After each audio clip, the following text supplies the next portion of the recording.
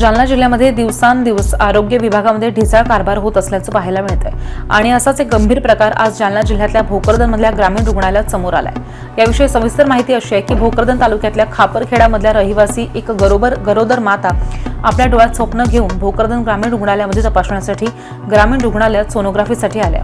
यावेळी डॉक्टरांनी तपासून ह्या महिलेला सोनोग्राफी सेंटरमध्ये घेऊन गेले आणि त्या ठिकाणी उपस्थित असलेल्या डॉक्टरांनी आणि त्यांच्या हाताखाली असलेल्या नर्सनी ह्या महिलेच्या पोटात सोनोग्राफीच्या वेळी जी जेली लावली जाते ती न लावता चक्क ऍसिड लावलं।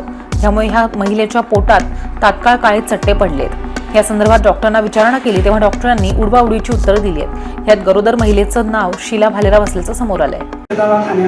6 वाजेला आणलं इथं, 6 वाजेच्या नंतर 6:30 दवाखान्यात आलो।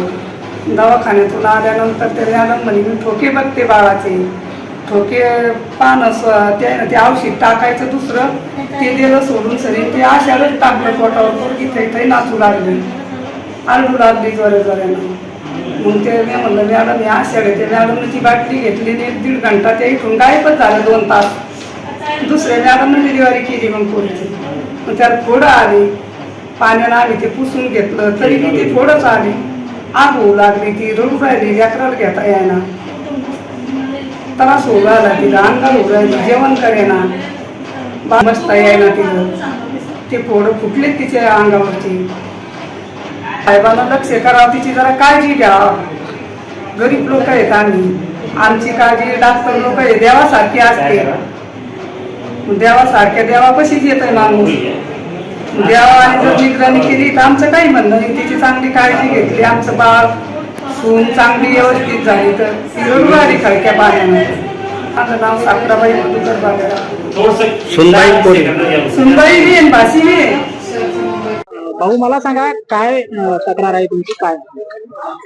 जालना जिल्ह्यातील भोकरदन येथील ग्रामीण रुग्णालयात आज सकाळी 6 वाजेच्या सुमारास आमची एक भगिनी भोकरदन तालुक्यातील एका गावातील रहिवासी असून ती डिलिव्हरीसाठी भोकरदन रुग्णालयामध्ये दाखल झाली असता तेथील त्या ठिकाणी उपस्थित असलेले डॉक्टर व संबंधित नर्स यांनी तिला सोनोग्राफीसाठी सोनोग्राफी हॉलमध्ये नेले।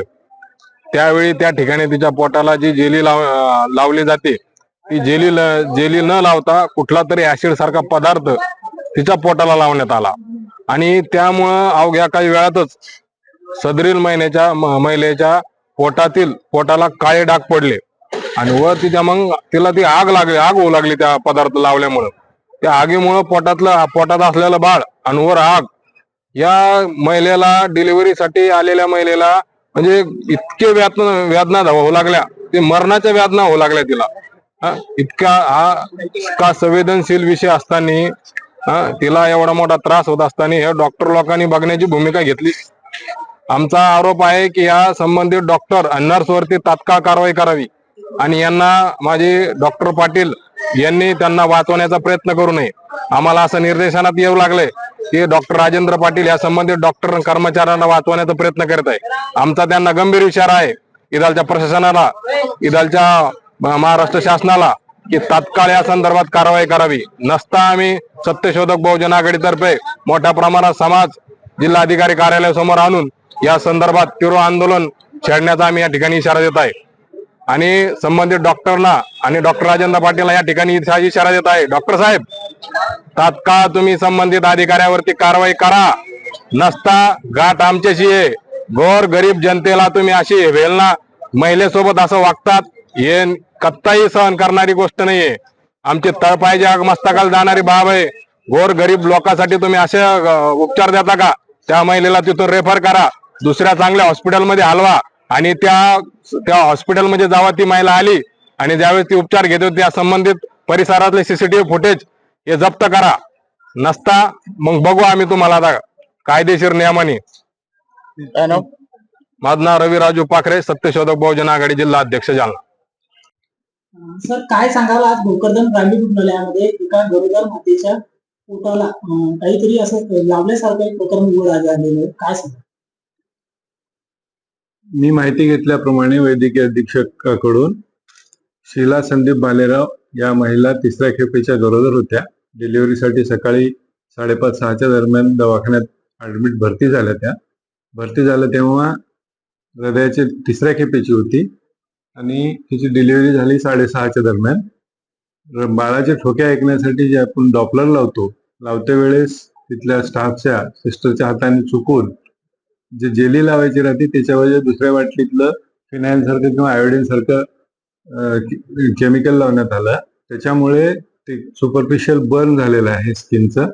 त्याच्यासाठी औषधोपचार करायला देखील सांगितले आणि हे चूक मुद्दाम केलेली आहे की घडलेली चूक झालेली आहे ह्याची शहानिशा करून रिपोर्ट द्यायला माझ्या वैद्यकीय अधीक्षकाला मी सांगितलेलं आहे.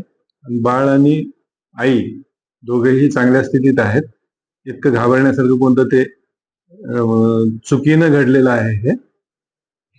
सर मला सांगा की तुम्ही जरी सुपरफिशियल म्हणलं असेल मात्र ते आयोडीन युक्त ते जे आहे ते त्यांच्या घरच्याचा आरोप आहे की ते जे आहे ते फिनाईलच्या ऐवजी ऍसिडचा प्रकार आहे, कारण की ज्यावेळेस लावला त्यावेळेस ते अक्षरशः पेशंट जे मोठ्याने उडत त्यांचा असा आरोप आहे त्याच्यावर.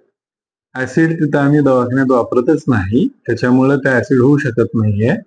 आम्ही तिथं लेबर रूम मध्ये किंवा दवाखान्यामध्ये ते मोस्ट प्रॉब्ली फिनाईल असावं असं माझ्या वैद्यकीय अधीक्षकाचं म्हणणं आहे. त्याची पूर्ण चौकशी करून मला अहवाल सादर करायला सांगितलेला आहे.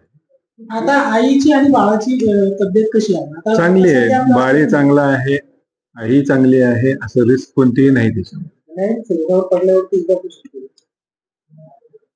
आता ती प्रत्येक प्रवृत्ती म्हणजे प्रकृती जितक्या तितक्या प्रवृत्ती असतात. साधा आयोडीन लावलं तरी ही रिॲक्शन यायच्या गोष्टी मी बघितलेल्या आहे.